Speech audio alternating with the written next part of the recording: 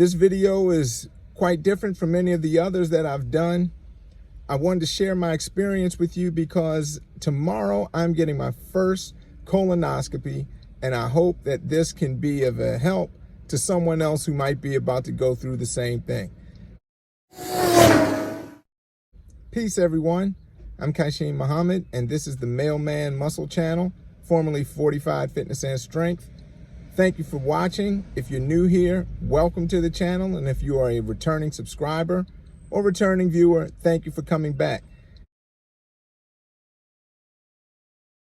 This is my first time getting this procedure done, and I'm more nervous about what's happening today, the day before, than I am what's going to happen tomorrow, the day of. I'm going to break this video down into different sections and timestamp everything down in the description box. So if there are certain aspects of this that you are more interested in than others, you can just skip around and find what it is you need to find. So first question, why am I getting a colonoscopy?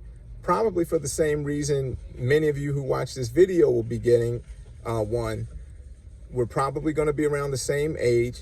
I'm 46 years old, and this is a totally preventive measure. It's a screening, my first screening for colon cancer, colorectal cancer.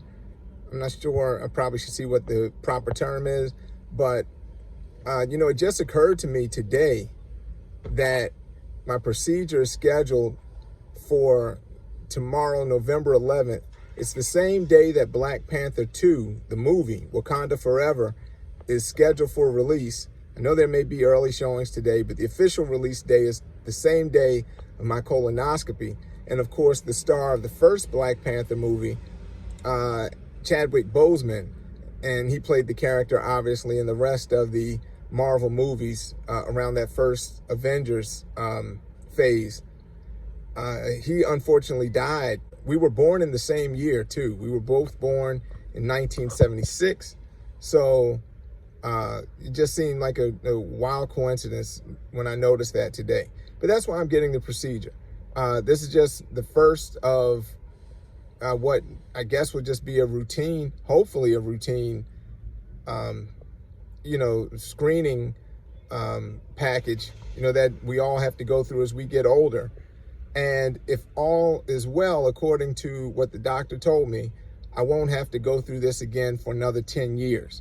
If they find anything, maybe a little sooner. We'll see. Right now, what I'm about to do is run into the grocery store and grab a few items that are that I'm going to need to help get me through today in terms of food and beverage. All right, so clear liquids is part of it. Normally, if I was going to get ginger ale, I'd get one of these. I love cranberry ginger ale, but I cannot have anything red, as you see on the instructions. So clear soda is in. I'm guessing this is clear. Looks clear enough. Plus, my daughter might like this. None of this either. That's definitely clear. We'll get the bootleg brand, store brand for this one. Save a little money, it all adds up. No times are hard, inflation and whatnot. All right, get some electrolytes in here. Can't get more clear than this, so go with these. Damn, when the Gatorade gets so expensive. Jeez, I'm gonna try this. Based on what the instructions say, I think this should fit. This is ice. It's no chunks in it. No fruit chunks. No fat. Instead of being on a popsicle stick, it's in a cup. We're going with this. All done in the store, now home, where the real fun, not really, begins. All right, I'll see you there. All right, folks, back at home, and this is where the young folks say the you know what gets real. No pun intended. That's how this is about to go down because of these two items here. according to the doctor, he told me that preparing for a colonoscopy is like as though someone were going to come and appraise your house, and you wouldn't just wipe down the walls. He said you would power wash the walls. That's the effect that they want to have on your insides when getting ready for a colonoscopy. So what I'm about to do, it's creeping up on 1 o'clock. I'm about to take my first of 2 doses of this. Dulcolax is an over-the-counter laxative. I've never taken this before. I don't know if I've taken any laxative before, ever. So I don't know. We'll see what happens. But I need to take 2 of these. These are 5 milligrams each. So 10 milligrams once now and then again around 9 p.m. This is a prescription solution. You can read all the stuff that's in this thing, but there are 2 bottles of this. It's ready to drink. I'm going to drink one of these around 3 o'clock and then another one around 10 o'clock. So I got 4 doses of things to take. 2 of these, 2 of these. I'm taking this one now, again around 1. This at around 3, this again around 9, this again like 10, 10:30. One thing that they stress in the instructions is to make sure you drink 5 8-ounce cups of clear liquid. You saw me getting them earlier, between doses. So I'm gonna drink this, chase it with something. I don't know. Maybe, I don't know if I'm going to go with another Gatorade or maybe the ginger ale. Probably the ginger ale because my stomach's really grumbling.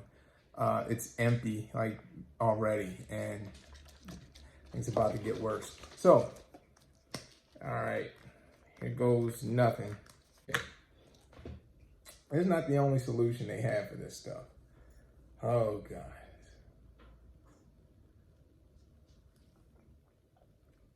It doesn't taste that bad, but it's not the going down part I'm worried about.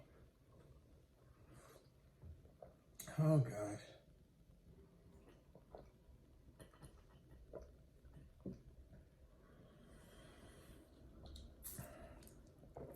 Oh, all right. It's okay. The doctor said I could either go with this, which is a prescription medication, a solution. Causes diarrhea, or there was another one that I think he said it would be like at least twice the volume. I mean, you see, this isn't very much. I think what he described was like almost a gallon of stuff that I'd have to be drinking. Fortunately, my insurance covered this without a copay, so I was like, yeah, I'll take the least amount of liquid to try to get down. So let me go get something to drink. Again, I think I'm going to go with ginger ale, and I need to get 5 of these 40 ounces. It doesn't have to be 40 ounces of the same thing. 40 ounces of clear liquid between now and like 10:30. So check in a little bit. All right, I messed up a bit. I went to sleep for about 2 or 3 hours, and I threw the timing off on my medications. So I still have this to take and this, 1 more dose each. A dose here meaning 2 of these, it's 10 milligrams. I was advised not to do them together. So the initial plan was to do this, then come back later, do this, then this. So I'm gonna stick with that. I'm gonna do this now, and then I'll take this like right before midnight, because I'm supposed to follow this with like several cups of water, but I also have to cut off all food and beverage at midnight. My procedure is scheduled for 9:45 a.m. tomorrow. Things have not gone quite quite as badly as I expected. They haven't been the nightmare that I thought it was going to be. But then again, I'm about to hit another dose of this stuff. There's really nothing in my stomach. All I've had is, there's nothing new in my stomach, I'll put it that way. But everything that comes out has been like water. All I've had today has been some broth, soda. The most solid thing I had that was on the approved list is Jell-O. That's actually pretty good. And the only reason I had that though, because I don't normally eat Jell-O, is to stave off hunger. It's because it's something that halfway feels like, you know, it has some substance to it. But I hope all this works, because I can't imagine there's much left to get out of there. All right. Let me get some more water, soda, whatever in. After finishing this, I'm basically done. Got 2 drops left. And I'll check in again.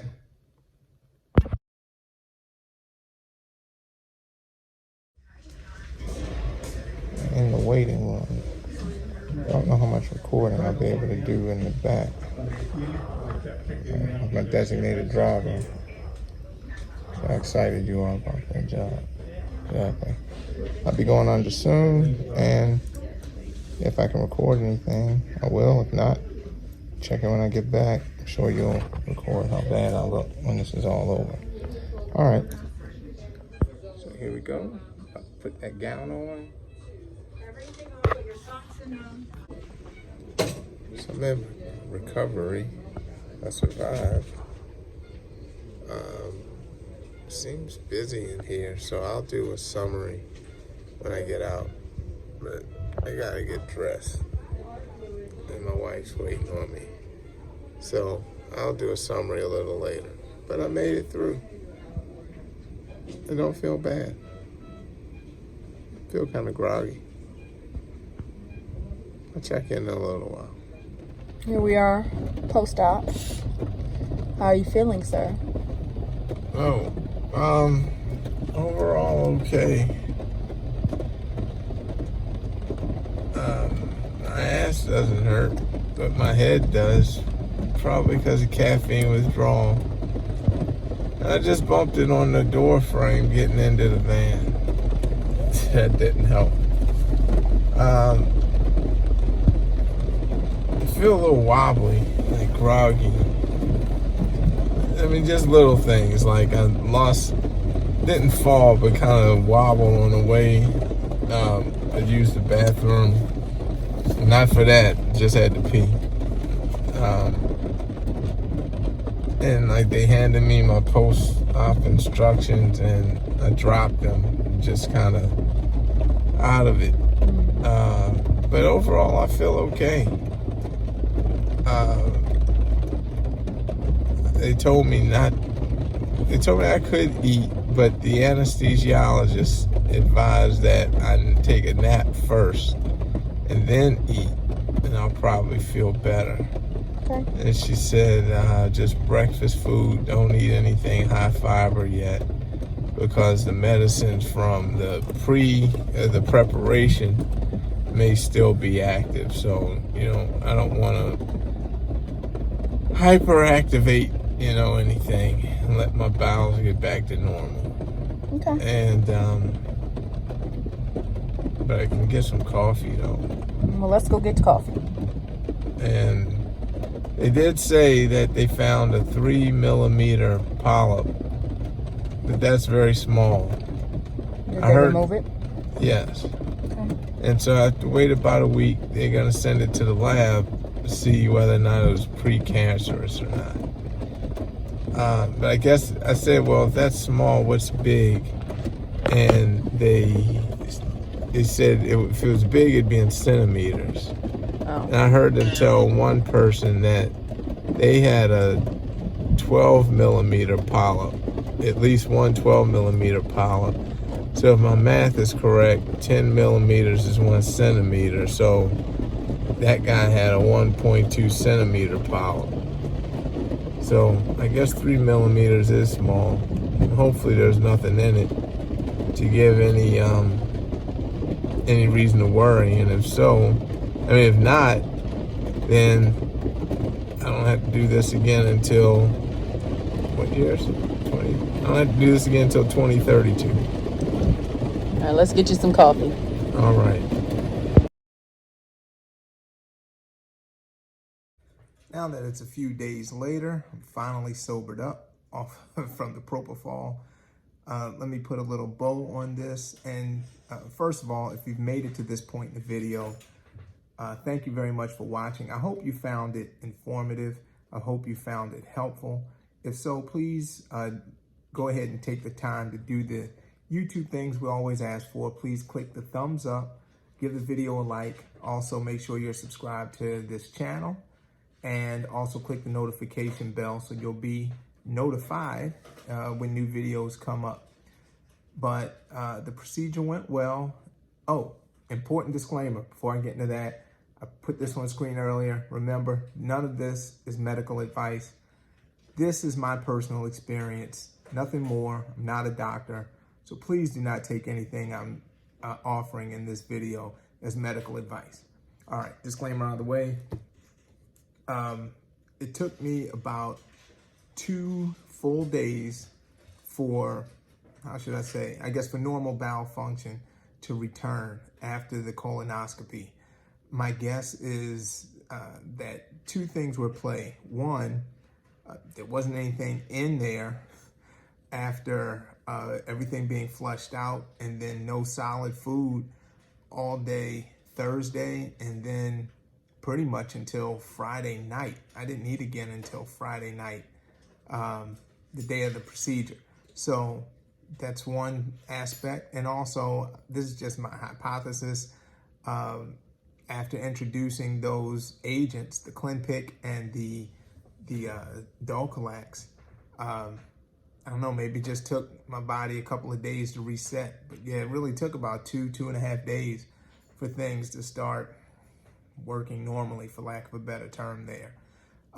They give you a printed report, just like with most procedures. Looking at mine, one thing I was happy to see in my report, it said the quality of the bowel preparation was excellent, which means all my suffering was worth it.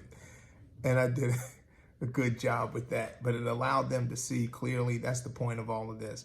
And again, they found a 3mm polyp. It was removed, and now I'm waiting for pathology to tell me if it was precancerous or not. And if so, that will determine when I need to go through this all over again. So that's basically it. But I'm very glad that I went through it. I'm glad they didn't find anything seemingly major. And hopefully that means that at least that's one thing I don't have to worry about killing me in the next couple of years or so. So anyway, with that, folks, again, I hope you've enjoyed this, got something out of it, and look forward to seeing you all in the next video. Make sure if it's time for you to get yourself checked out, hopefully this will alleviate any kind of stress or anxiety that you may have about it. It really isn't that bad. The prep isn't that bad. You don't feel the procedure anyway. And you just get to sleep off the effects of the anesthesia, and you're pretty much back to normal after that. So yeah, go ahead and get yourself checked out. And in the meanwhile, I'll try to slap together some more videos, and I'll see you all in the next one. Take care. Peace.